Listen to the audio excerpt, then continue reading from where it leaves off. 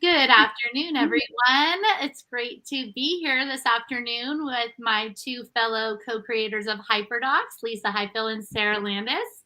And we're here today with two special guests from the first guest is Ben Strauss, founder and creator of Gen Z Media. And we're here to talk about what that is and how you can use that in your classroom.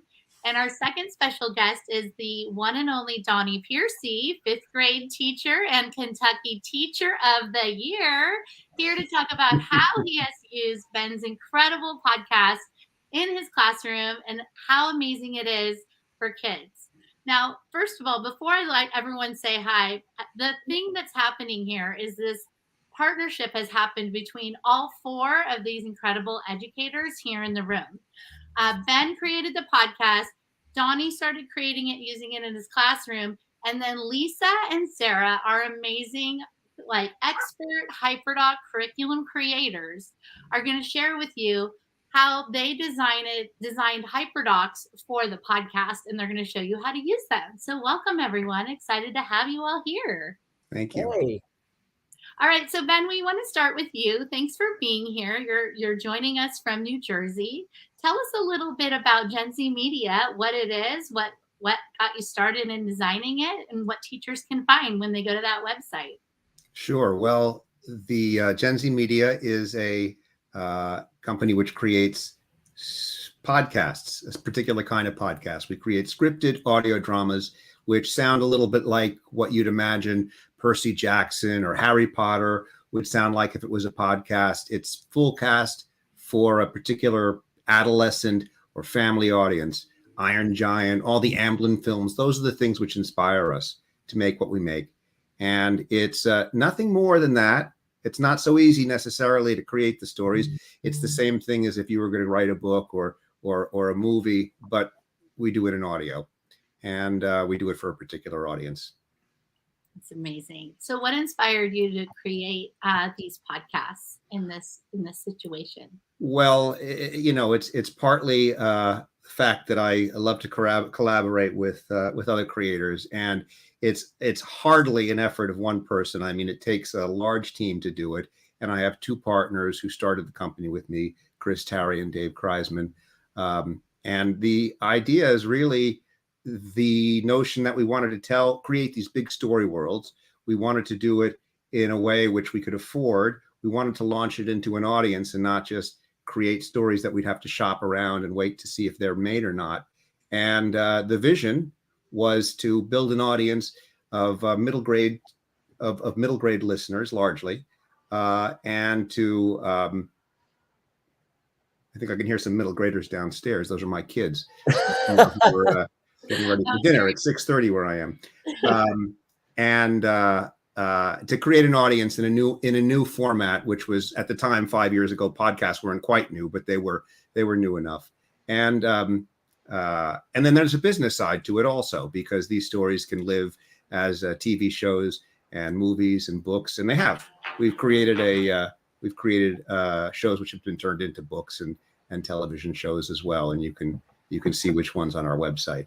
And we were delighted to find out that these shows have been adopted by classrooms all across the United States and Canada, and it was a fantastic surprise and something that we really wanted to give back to.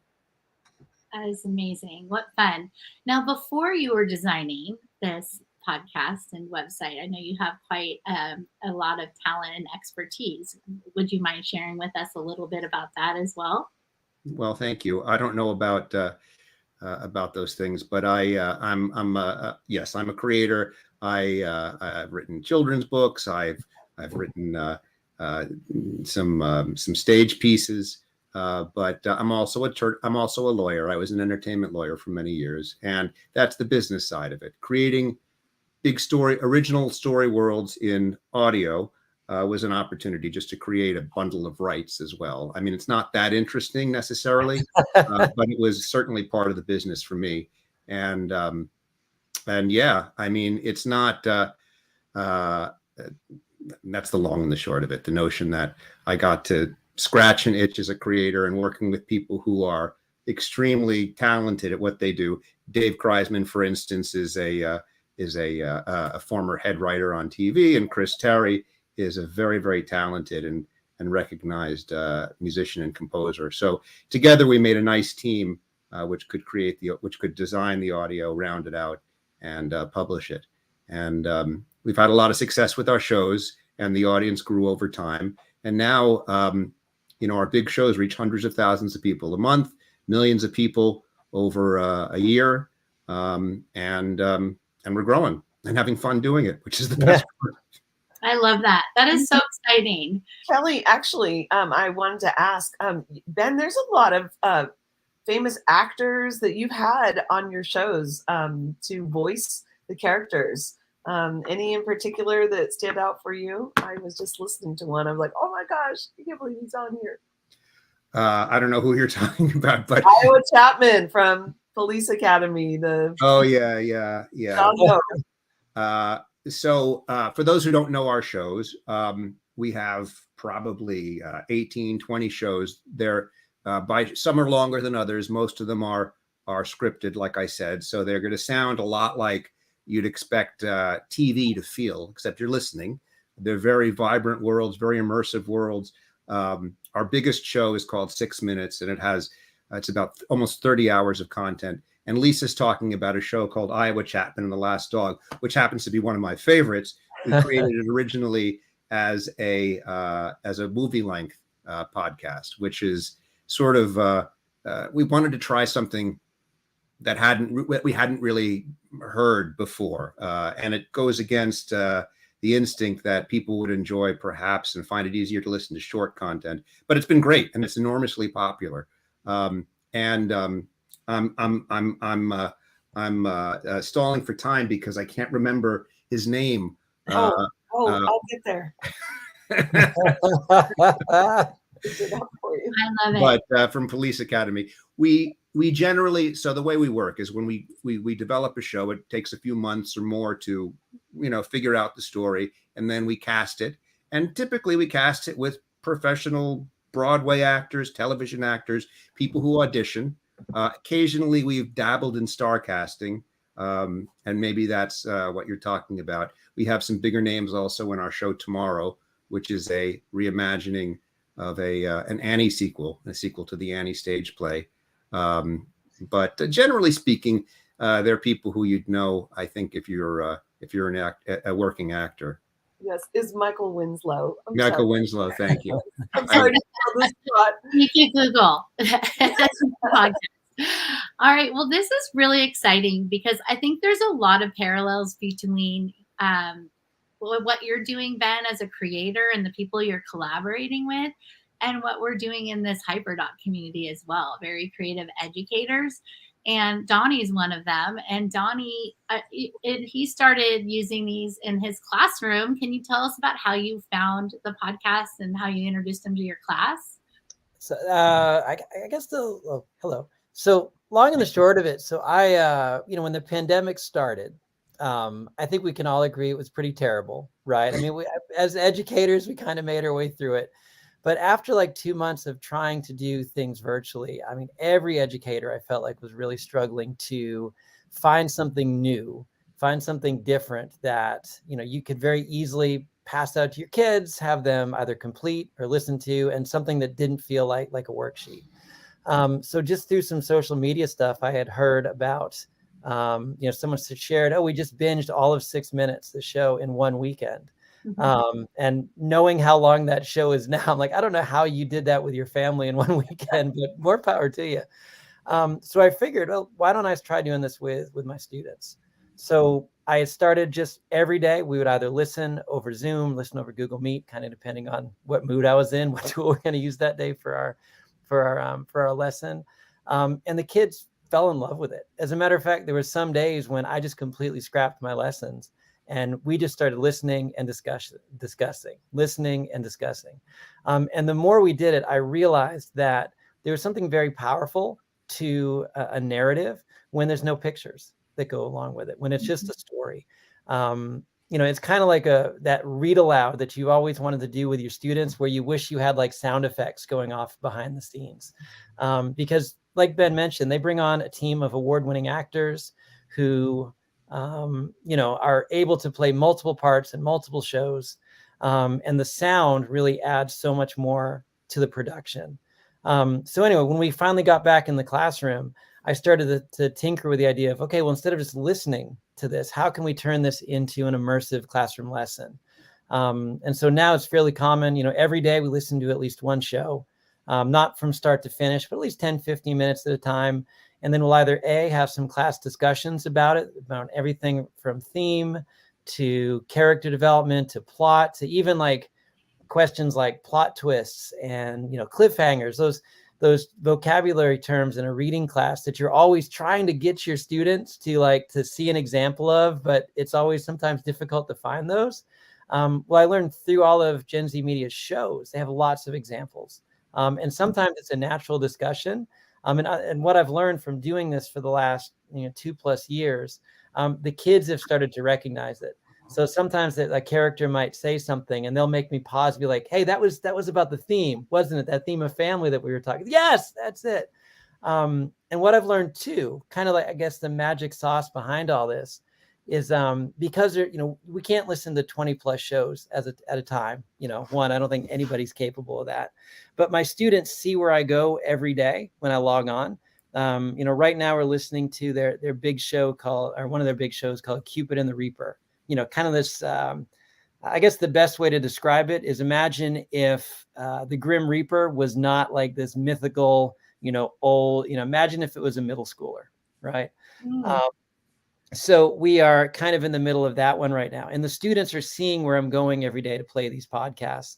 And the students are now going home and on their devices, on their Chromebooks, if they have an iPad, if they have a phone of their own, like they're listening to the other stories. And so now it's this total GZM, I guess you could almost call it like a tsunami that's happening where, when they come in the morning, they'll be like, oh, did you listen to the latest episode of the Natureverse? Did you hear the big fib yesterday? So it's been really exciting. It's definitely something different, which I feel like as a classroom teacher, I've always tried to do things differently in my classroom. So figuring out how podcasts can connect to the learning that takes place with my 5th graders every day has been pretty magical. That's so fun and exciting. So what I'm hearing you describe as well is around using the podcast as mentor tech to identify literary elements and for students to really understand all of the features of a podcast, but also digital literacy, audio literacy that we're talking about, which is really a skill that they need to do as well.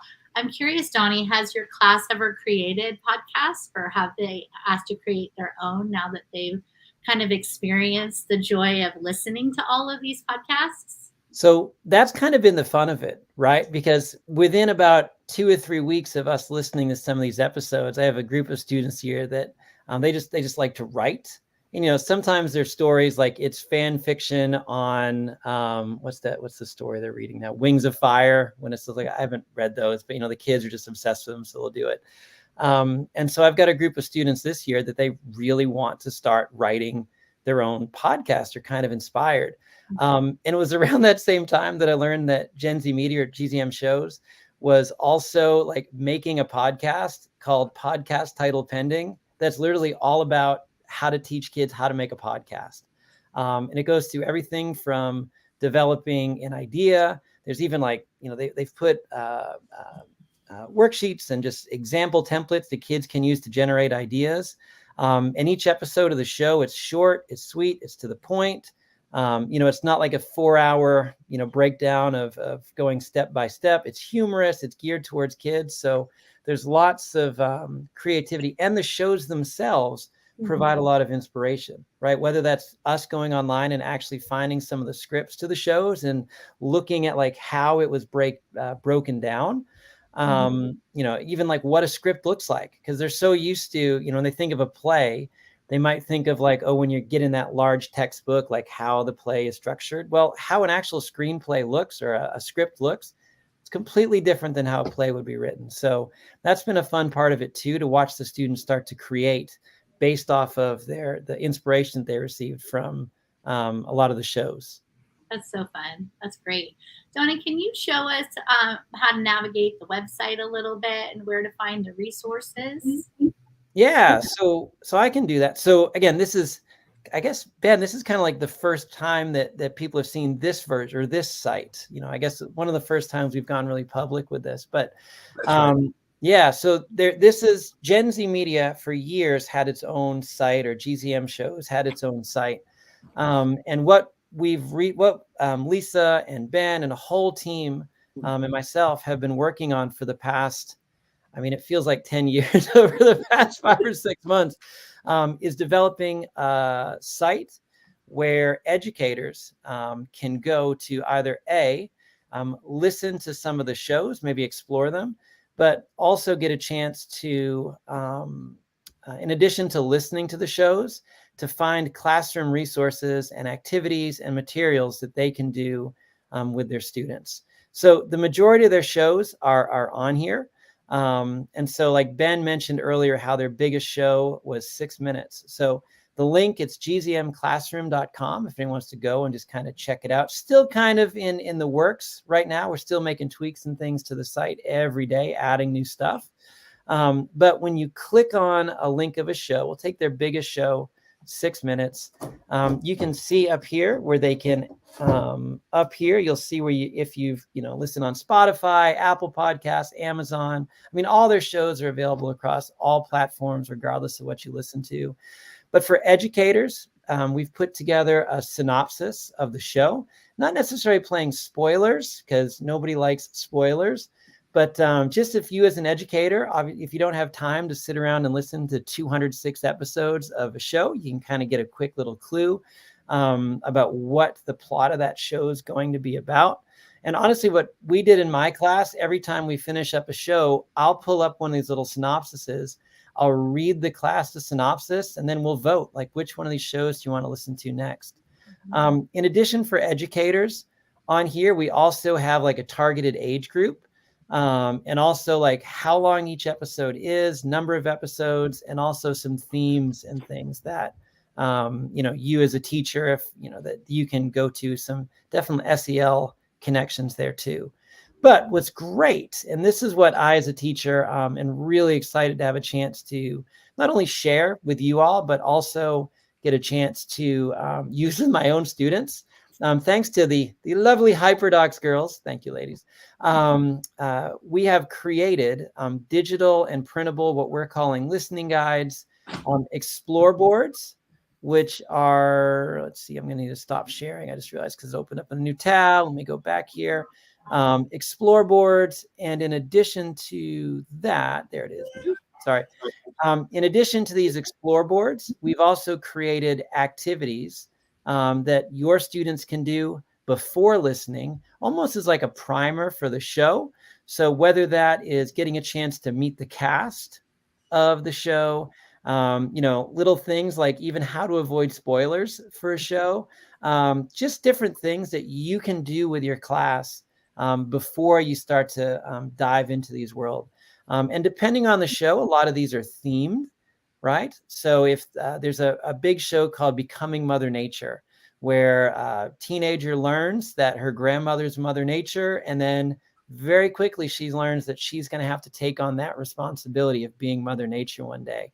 So a lot of the Explore Boards activities there have to do with weather and science connections, just to get the kids ready to listen. But the other thing that's on here, and this is one thing that, ladies, I got to give you a huge compliment on because it's pretty sweet. The other thing that's on here, once you finish, is a choice board full of activities that students can do.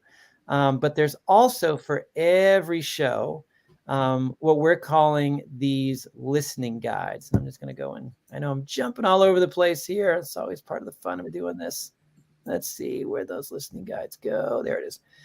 There's also a listening guide created for every single show, where all you've got to do, pull up the slide deck, go to File. Then you can either download it if you're a Microsoft school, or you can just make a copy of it, right, and grab your own copy.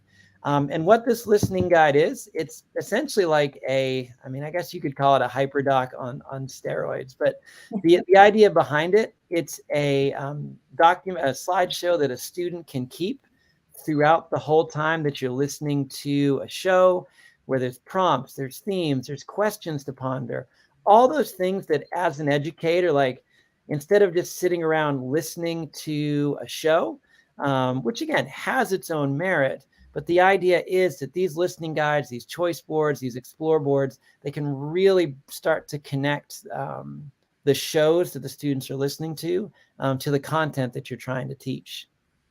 Oh, and it's all free. That's the best part. It's free. You're burying the lead. That is free, and also they're very in depth and ready for kids. So that is amazing. So what you're saying in that last part, Donnie, is you like to use those notebooks and give them to your students, and then they can really choose to guide their learning with those digital notebooks. Yeah, that's kind of the fun behind it, right? And with the explore boards and things, there's tons of activities on there that you can do. But it's kind of like with a HyperDoc, right? The idea is not you as the teacher saying you must do this one. They've just got, I used the word plethora in my class today, so I'm going to use it now. They have a plethora of activities that they can pull from that can really help them engage with the story. That's awesome. Hey, Kelly, I'd love to throw out a point here. And Ben, I'd love you to speak to this because I'm not sure I've told you this before, Ben, that the three of us started HyperDocs, but we also started a second business called Teachers Give Teachers. And so when we kind of partnered with you on this project, we're like, this is our people, Gen Z Media. This idea of giving these resources for free to teachers. Any comments or you want to share out about that? I feel like you're the ones who are giving to us, frankly. Honestly, when we started this 4 or 5 years ago, we weren't really thinking about anything except making great stories. And I remember when our first show was called The Unexplainable Disappearance of Mars Patel. And that's a show which really thinking about anything. And when we were figuring out whether this idea of scripted audio was something that would work at all, especially for the audience that we had in mind, we had a focus group. Well, focus group's the wrong word. We don't really have focus groups in that sense. We just wanted to see what people who never had probably listened to an experience like this, kids, what they would think, how they would react. And so we got a bunch of kids together, parents who volunteered their kids to come and listen. And we brought them into a single room and turned on the show. And they immediately, dog's trying to get, they immediately, kids who really didn't seem to be necessarily focused on anything at the time. We started the show and they just sort of started listening and they all looked really, really bored. And I'm like, oh my God, this is what we're wasting. What are we even doing? Long story short, when it was over, they couldn't stop talking about what they were. Kids, when they're immersed in something, well, when we all are, you just focus on it. And if it's something that you're listening to, your affect has nothing to do with it. There's something inherently nutritious, I guess, about the medium of audio. And when you put stories like ours in this medium, it's so enormously appealing to kids of a certain age. And by certain age, I mean kids who are sophisticated enough to follow complex stories. About a third of our audience is adults, and these are the stories that we create. So again, I'm stopped sometimes by people who say, oh my God, I love this, I'm following the story. And I ask how old their kids are. And sometimes they say, I don't listen with my kids, I listen on my own. These are shows for a family audience and for kids who are sort of tweens, teens, adolescents, kids who are old enough to understand character development and follow along. And I think that this quality of immersion, this quality of active listening, of active imagination is what teachers picked up on. And we discovered at one time when someone must have told us about teachers pay teachers is that what it's called? Teachers pay teachers, where teachers had been creating thousands of, or hundreds at least, of worksheets about our shows. We had no idea, and thought this was so amazing that that there were teachers out there who had connected the reaction that kids are having, in this case kids, because these are the middle grade kids that they were teaching, and they had figured out a way of engaging their classrooms with content to do all kinds of things, pull out groups, reluctant readers. I mean, these are things that I learned subsequently. I mean, really engage them. And you should see the enthusiasm. There are thousands and thousands of classrooms. There's tens of thousands of classrooms that visit our website.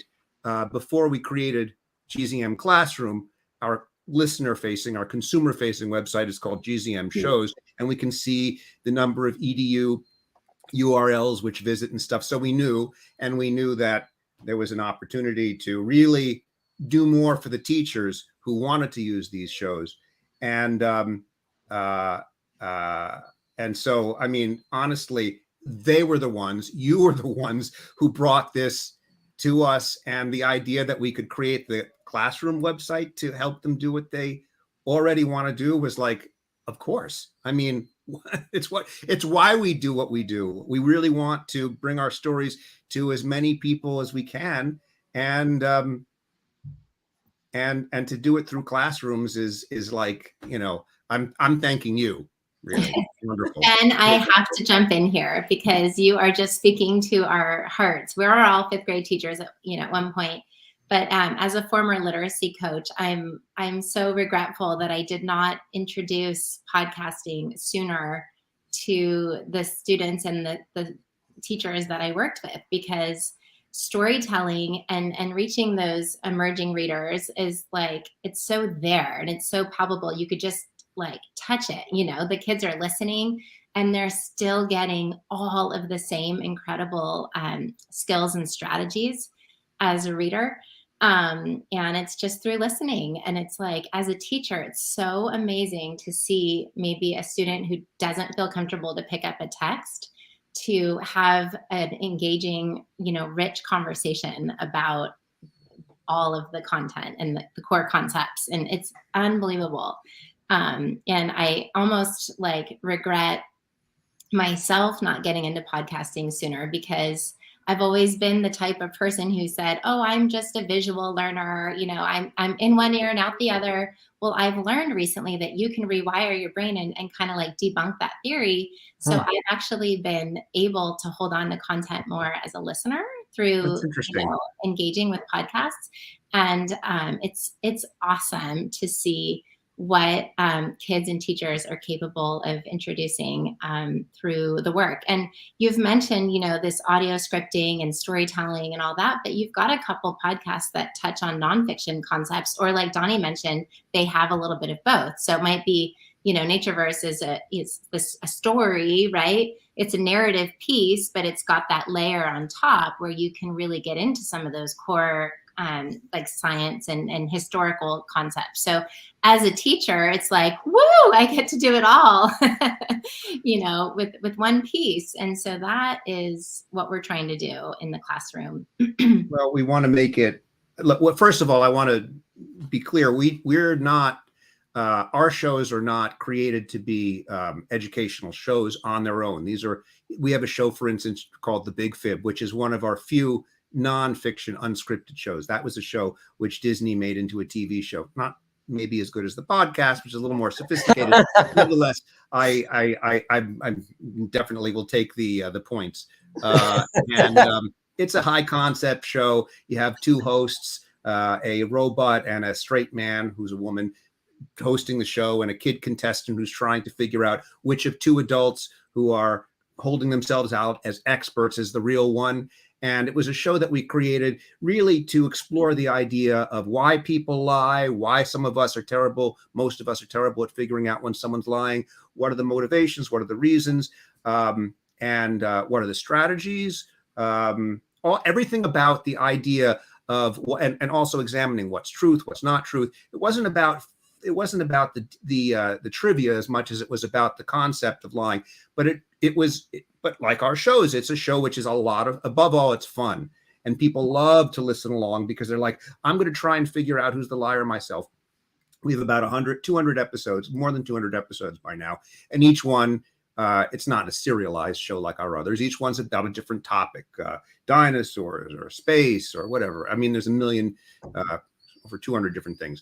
Those are shows where, yes, you can more easily lean into a particular topic, a STEAM, if you're teaching a STEM class of some kind, or you want to be talking about a subject like weather, it's right there. And the fun of it, trying to figure out who's lying and listening to the real things that are said in the context, really, I think, is a way for kids to engage in the subject that's really being used as an excuse for people to have fun about the larger one.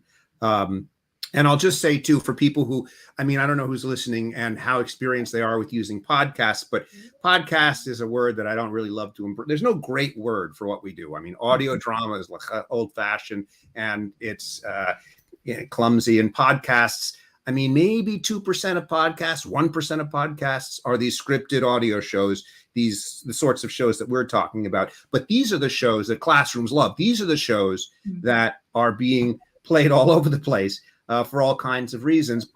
First and foremost, because the kids respond to them and the teachers can use them effortlessly. I mean, again, we weren't the ones to introduce that. So it's all happened organically. And I've seen in visiting so many classrooms around the world, even all the amazing ways that people can use it. And thank you, Lisa and Sarah, for these thought boards, because they're so flexible and powerful that teachers who are using these shows, and by the way, they're 3rd, 4th, 5th, 6th, 7th, 8th grades, occasionally 9th grades too. Those are just the places where they've been discovered, I think. And again, because some of them are very sophisticated, you could very easily use them as part of curriculum in a high school class, or perhaps in an elementary class too, depending on the show. But these thought boards are so fantastic because however you're using them, like if you're using them to engage kids around a concept that had been elusive before, or if you're using them to teach a specific subject matter, these materials organize the process and the way into it in a way which makes it so much easier, and where you can plan lessons. And I'm not a teacher, so I'm saying these things because people have told them to me. And it's just fantastic to see. One teacher said, and I think this is really the heart of everything we do in terms of education. One teacher said, it's equal access to a higher level of thinking, or equal access to higher level of education. Point is that there are kids who are struggling readers, or maybe they're just struggling with a concept, but the way they immerse themselves in these stories allows them to find a way into exactly what's being taught in the classroom. And it's great. We're doing the easy stuff in a way.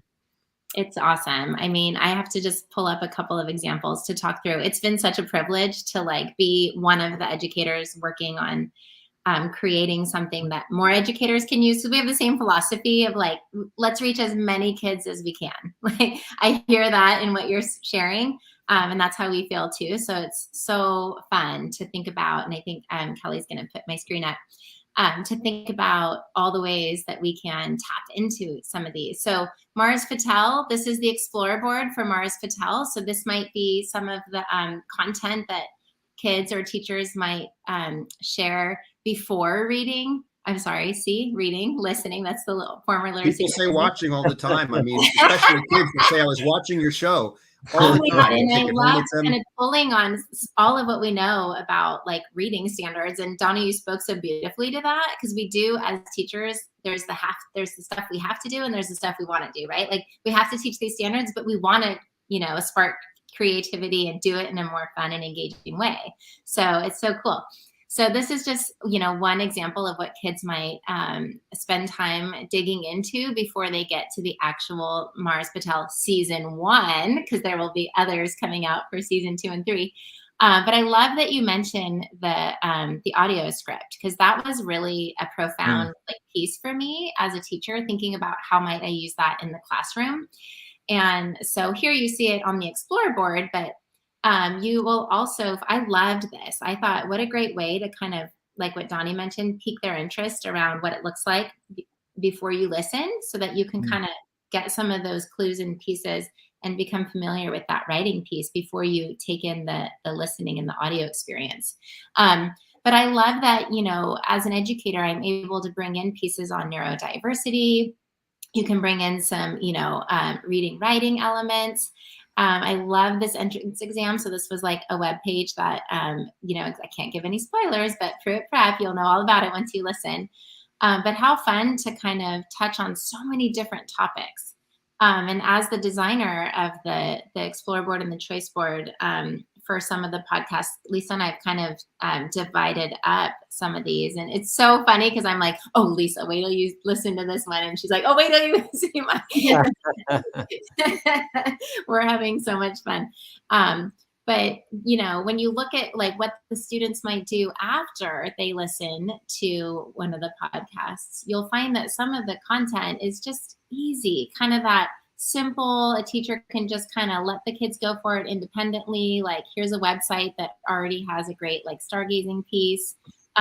Some of these are just really simple, and then some of them are more complex, kind of more of like an anchor HyperDoc lesson or an anchor choice project where they spend and invest more time, or they might work with a partner. And you'll see even on the Explore board and the Choice board, we try and kind of help the teacher along with what the implementation of that might look like grab your partner and go, you know, test each other and work together. So we always try and create things that are not just, you know, the student sitting by themselves in their isolated space, but really kind of try to make it collaborative in nature. And so as you dig in, this is so cool. You look here at the Choice board and it's just one square in the top right corner, right? Like, design your own school. It's just a little box. And then you open it up and it's like a whole well-developed lesson. This one, for example, gets them, the students creating their own school, because Pruitt Prep is like this, I can't give it away. It's like imaginary school. So at the end of listening to season 1, students get an opportunity to design, and all the directions are here for you. And, you know, the big question at the end is like, will Mars Patel attend the school that you create? So it's just so fun to see how one box on a choice board, and honestly, I can see a teacher taking 2 or 3 of these off and just offering, you know, a few of those to their students. That's definitely a possibility too. But it's been so fun to design these. I know we talked a little bit about the Big Fib, and I see this maybe being all the way accessible for second graders. I have a 6-year-old. It's one of our podcasts. It skews a little bit younger. It's true. Yeah. I have a 6-year-old, Ben, and we were listening, and she would pick a topic of interest as we're driving, you know, to the next spot, and then we'd like, you know, make our predictions of who we thought the expert was, and then we had to give because statements, give a why we think that person was lying or not, and you know, that kind of thing. It's been super fun. So accessible all the way down to my 6-year-old, which is awesome. But then easily usable for older kids, because then there's a whole like HyperDoc connected here into this choice board around fake news, which is, you know, more developed content for older age students to really help them dig into all the media and, you know, kind of tying into that media literacy piece. So some of these are, you know, intended to be quick, fun, quick go-to, play hot seat with your classmate, just kind of fun activities, if you will. And then some are meant to be more developed anchor pieces. But I have to just highlight, this is one part of one of the digital listening guides, because both Ben and Donnie have kind of alluded to the impact that a listening piece might have versus something that you watch or read. I have a piece in here with Treasure Island because I was so moved by the sound effects in particular for this podcast. And so I wanted to teach the students to really think about, like, what does not having the images or illustrations from a movie or a text help you to comprehend the story better, and just have them really develop their own understanding of, like, not only what the sound is and how it's made, but what effect or impact does it have on you? And I mean, I see this helping them, obviously as readers and as they watch films as well, but like, it's so cool to see all that you can do, all the ideas that we have in thinking about how these can be used in the classroom. Treasure Island was awesome. We kind of strayed a little bit from just having character, and there's so many different story elements here. And Ben, so many of your stories do really cool things with time travel and different time and space and place. And so I thought we've got to capture that. This one really speaks to motivation, but we're talking about pirates and what motivates these pirates. But this is so incredible because I might try to teach character motivation with another novel in class and might not get to the same effect as I can with one of these, audio stories. It's amazing. So, you're going to see as you guys dig into these. I love this one too, like the twins, Max and Morgan, and they're so different. And in the story, their journeys in Treasure Island is so different. And so how fun to ask the kids, are you more Max or are you more Morgan? And have a little class debate breakout. So it was so much fun. And I know teachers everywhere are imagining these podcasts in their own classrooms. And so we just had the privilege of kind of capturing some of the ways this can happen. And, again, I don't know, it's just awesome to see. And I just have to give a quick nod to this one too, because you talked about, Donnie, the connection to writing and having kids rewrite, because ultimately, Ben, you could be inspiring future writers, right? We think of LA and the film industry as just being in front of the camera. And there's so many other elements to this work. And so how cool to have kids, maybe being inspired as writers. And so they might choose a scene and rewrite some of these. It's awesome. That's a great exercise. I mean, writing is one of the things that when we visit classrooms virtually, we end up, there are a lot of questions about writing. Kids, of course, ask questions about the story and favorites and things like that, just like they would about, I mean, my God, they're so interested in details about the story. Excuse me while I let my dog out of the room. Thank you. Joining us. So the sound effect is. Speaking of sound effects, sorry about that. But she's or were we just saying a second ago before? About the writing piece. Oh, about the writing, right? Well, I mean, it's such a pleasure to talk to kids. I love it, and especially if they love the story. It's really it's the same message, whatever they're listening to, which is that writing, like acting, like everything else that's involved in the creating a scripted podcast like this, sound design, music composition, it's a lot of hard work. And just because we speak the language and we can write words, or because if you're talking about acting, because you can you can memorize something or read from something, doesn't mean that you can. It doesn't mean that it's the same thing as doing it on a high level. So if you're really interested in a topic, if you're really interested in writing and telling a story, what does that mean? And usually what it means is rewriting and rewriting again and rewriting again and again and again. It's 95% of it. Getting it out, finishing what you want to say, and always usually when we're talking about creating stories like ours, and maybe a podcast that's a scripted podcast, where we usually end up talking about keeping it very, very short so kids can finish it. They see all the things that go into it. They have the achievement of having finished it. But so much of the work is going back and revising. And that's, that's fun to talk about, because there's a real understanding, I think, that when they see how much goes into creating these shows, and share screens on these visits as well, what it looks like when it's on a computer screen with the programs we use, and maybe some pictures of the actors and stuff. They seem to, it seems to reach them in a way where I know I might have been, when I was that age, 13, 14, 12 years old, a little resistant to the idea of having to go back and work at something that I already did, Yeah. but it's never done. And if you can understand that the journey is fun and that's part of the process, I think it opens up a different way of thinking about. Well, writing is, of course, near and dear to my heart. So that's the thing that interests me the most. It's been really neat too to see that some of your podcasts are focused on prequels or sequels to other pre-existing, pieces, and so that's kind of neat for kids to imagine too. Yeah, well, I mean, we're trying everything. Like I mentioned before at the top when we were talking about Iowa Chapman and The Last Dog, we wanted to try something which was a movie length, although we did also split it up into episodes with some wraparound. There's a teacher's edition of that show. That's a fun show about a distant future, which where animals are no longer in this world, or at least that's what people believe. And we just sort of imagined a world that was very different from ours, but also similar in some ways, so that we can examine what that looks like. Again, there are themes, but it's not. None of our shows are created for lessons specifically. They're just created with a lot of imagination and love and hard work. And I think it's because teachers like you have been able to connect them with the kids' enthusiasm.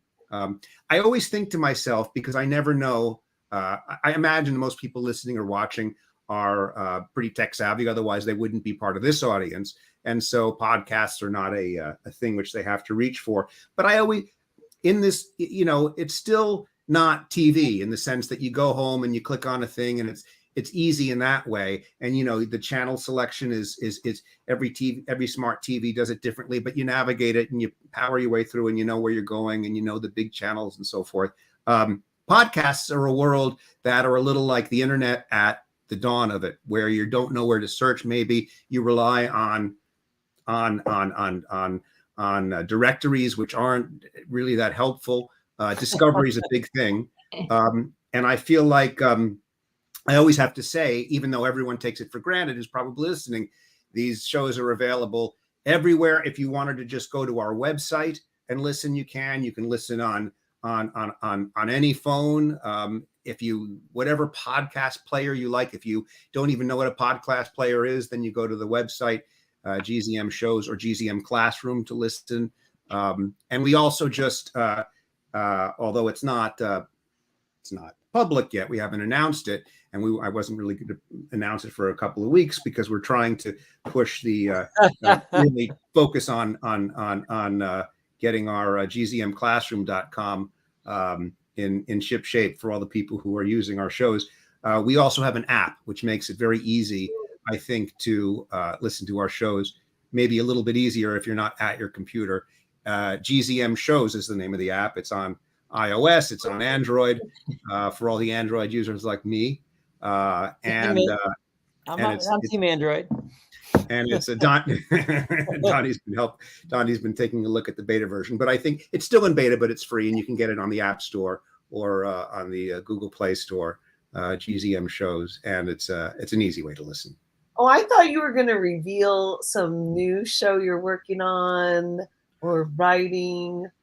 Well, I mean, we're writing some amazing. I feel like there's so many shows already, and for most of the people who are listening, except for you guys, you know our shows. So if I said a new show, they'd be, well, all of these shows are new. Mars Patel, 6 Minutes, Treasure Island, Iowa Chapman and The Last Dog, Young Ben Franklin, a great one. There's so many shows which are new, but yes, okay. I mean, if you want to talk about new shows, we have a new show, and the next one, which is going to come out, I think, well, is probably going to be Nightingale, which is a really beautiful show about a group of kids in a pediatric cancer ward who find a portal to another world, kind of like a Narnia thing. And the other world is inhabited by automatons, which are struggling with a sentient darkness, which is sort of overtaking the world. And the kids have to help figure this out. But it's an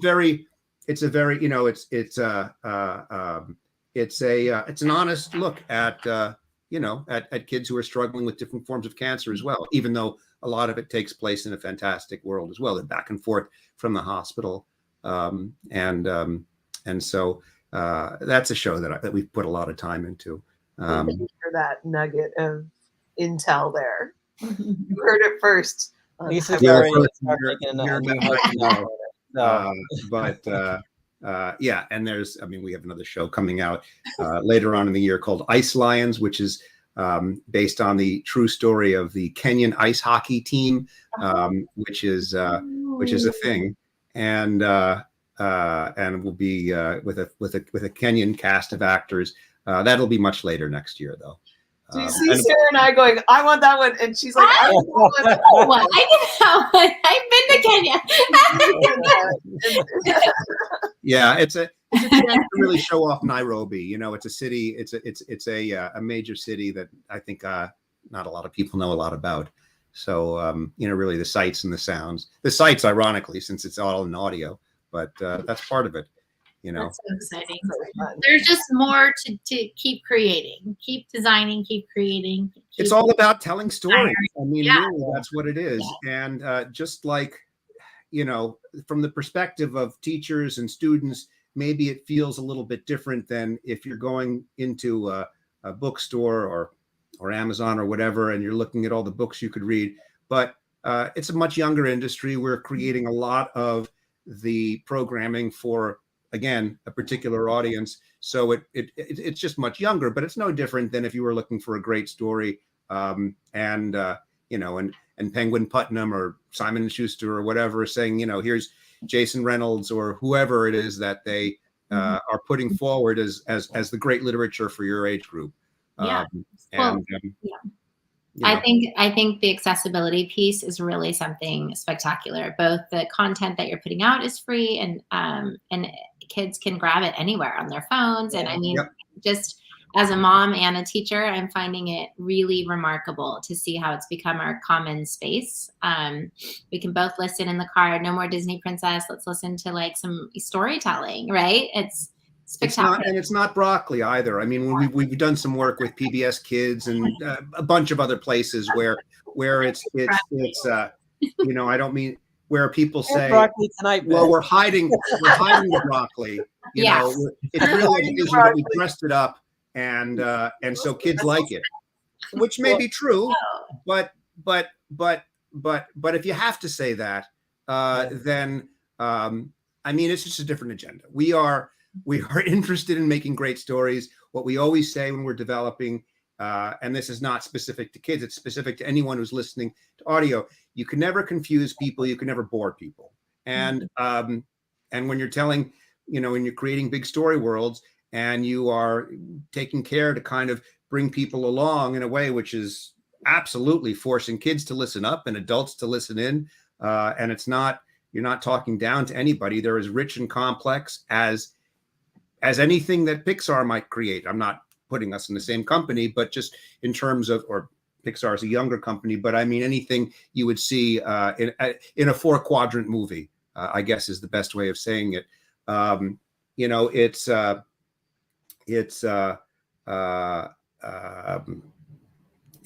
gratifying.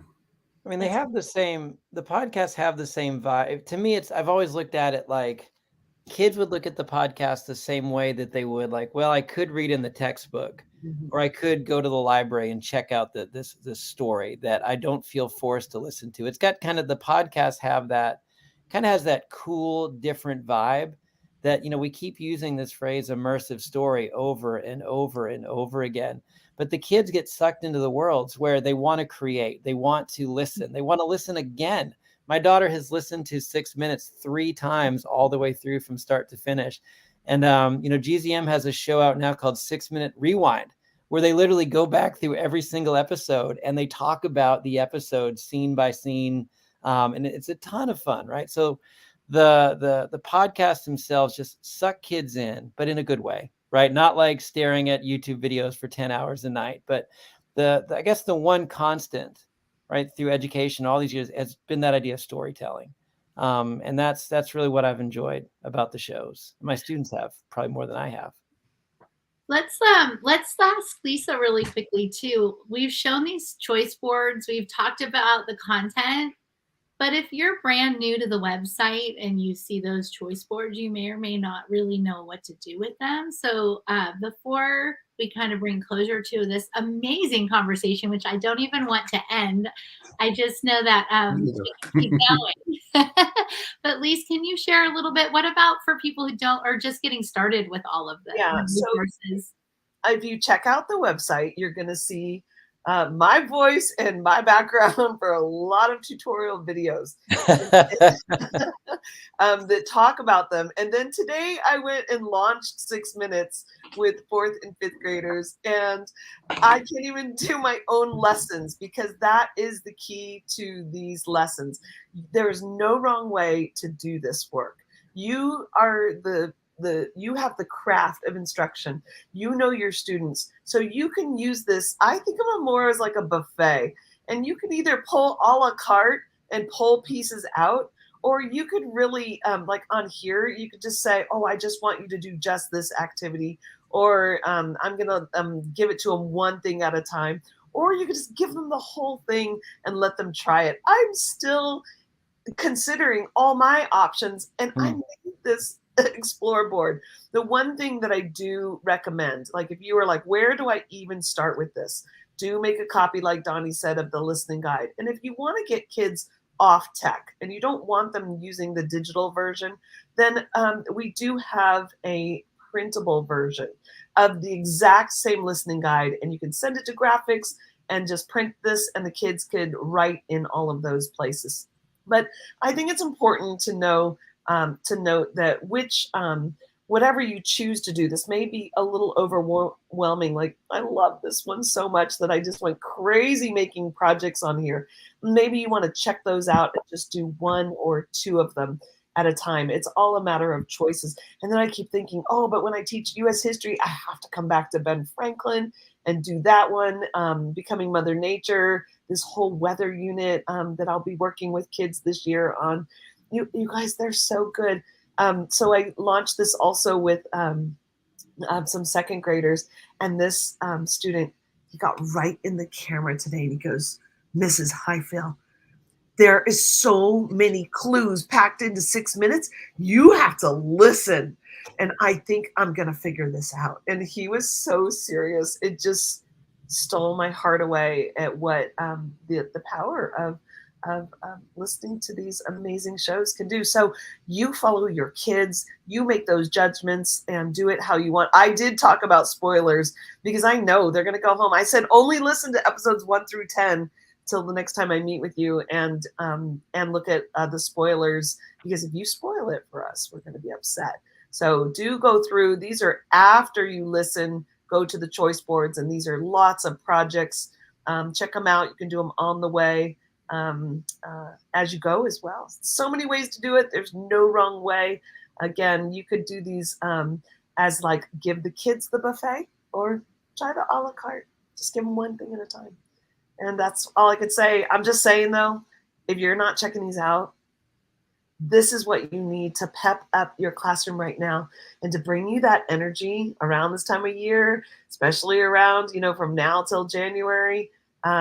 This will keep them engaged and thinking and creating. And so thank you, Ben, for being this creator. And I'm so happy, Donnie, for introducing us to Gen Z Media.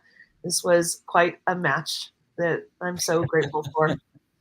Grateful to you guys, and on behalf of everyone at Gen Z Media, I can't take credit myself. It's a real team effort, and an effort, a labor of love too. We love doing what we do.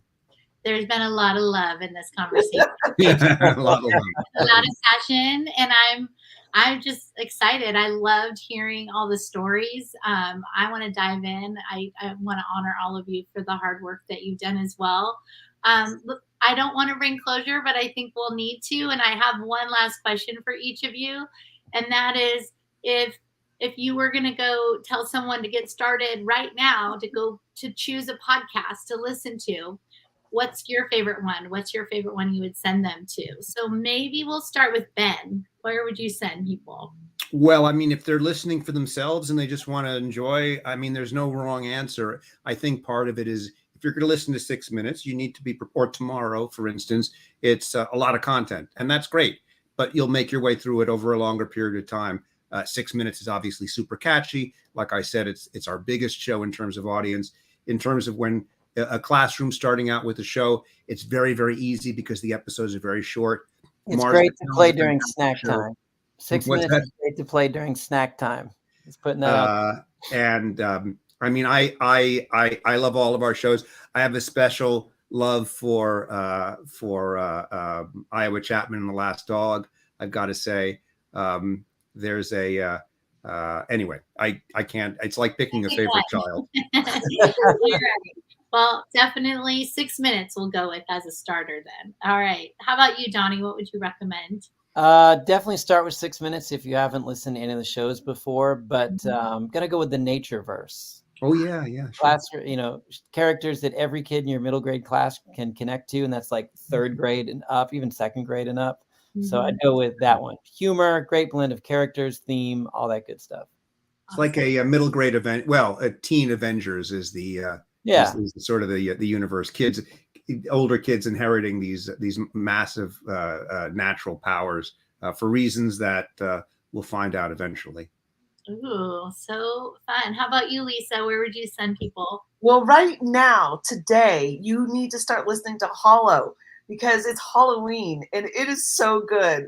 And I do love that. And it's kind of quick, so you can get through it this week. It is Come quicker, on, people. yeah. You should be watching this. But I am a huge Natureverse fan until I listened to Iowa Chapman. Got me, my eyes leaking. Lisa Hyphel, leaky eyes. And it might have been happy tears, mixed emotions. Oh, all right. That HyperDocs sure looked enticing. I wanted to dive into that too. That looked really fun to learn from. How about you, Sarah? What's your recommendation? It's definitely tough. You mentioned the energy in the classroom, and I do feel like which one you choose kind of fits with what energy you're trying to create. So if you want to if you want your kids talking like pirates, then you've got to go Treasure Island. It was just like a heavy content but lighthearted approach, and I just really kind of love that. But if you want something fun and playful for younger grades, I might go Big Fib. But I tapped into a new genre. I would say mystery, fantasy is not, and sci-fi is not my natural go-to. But Mars Patel will draw anyone in. I'm generally a realistic fiction girl, and I was drawn in immediately. So, and I think Mars, I know a lot of my 5th grade teacher friends are all about that one. So that's a great one to get started too, alongside 6 minutes. It just kind of depends on what energy you want. If you want a after lunch recess, calm down, kind of sit and listen and do some chit chat banter with your friends about which, collecting clue, then you might go Mars Patel. So I feel like it kind of depends on what energy you want to create in your classroom. Calm them down or pump them up. I love that, Sarah. That's so true. When the energy around it, I feel like, Johnny brought up a word of the day earlier, and that was plethora. there's a plethora of resources. So really, where you want to go and where you want to match that energy in your classroom will be fun to see where people do take that. We want to thank everyone for being here today. Ben and Donnie, it was a pleasure speaking with you both and learning about the project. Donnie, you have a new project coming up too. Do you want to talk about that really quick? Your new podcast? Yeah. So, so GZMSHows, we are actually making it's already came out 2 weeks ago. Their first podcast created just for teachers called Teachers Passing Notes. You can find it on the GZM Classroom site or wherever you get your podcast. Twice a week, my co-host Elisa and I are bringing on an award-winning educator from all around the world. These are former Teacher of the Year winners. These are just local district winners. But it's people who are doing really cool and innovative things in the classroom. And these teachers, when they come on, they're just going to share a practical classroom idea that you can, try with your students right away. And we're gearing this show not just for, younger grades, middle grades. We're gearing this K to 12. So regardless of what grade level you teach, you will be able to find an idea. So definitely check out Teachers Passing Notes. Tell your co-teachers about it. It's a lot of fun. Will do. That is going to be fun. I look forward to checking that out. All right. Well, thank you everyone for this afternoon of inspiration and storytelling and sharing of incredible HyperDocs and lessons that impact our students that we're serving in all of our communities across the globe. So thank you for your time, everyone. Have a wonderful afternoon. Thank you. Thank you all. Thank you.